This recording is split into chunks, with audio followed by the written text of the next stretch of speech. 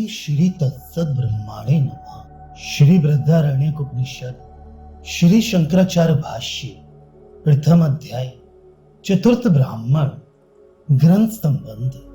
तृतीय ब्राह्मण में समुचित ज्ञान और कर्म से तथा तद्यतल लोक जदेव इत्यादि वाक्य द्वारा केवल प्राण विज्ञान से भी प्रजापतित्व की प्राप्ति का व्याख्यान किया गया।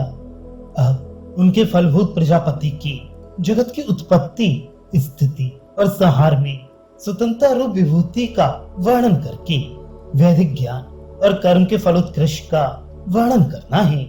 इसलिए इस ब्राह्मण का आरंभ किया जाता है।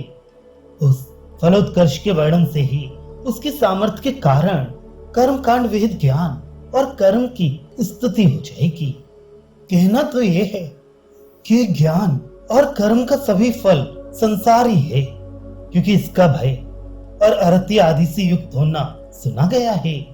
इसके अतिरिक्त ये कार्य कारण रूप है तथा स्थूल, व्यक्त और अनित्य को विषय करने वाला है तथा अब कही जाने वाली केवल ब्रह्म विद्या मोक्ष की हेतु है।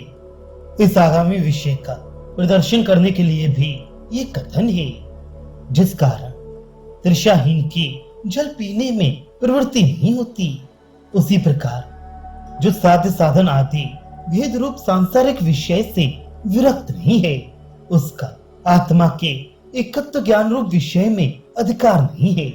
अतः और ज्ञान के और कर्म के फलोत्कर्ष का वर्णन आगे के विषय ब्रह्म विद्या के लिए है, ऐसा ही श्रुति कहेगी भी।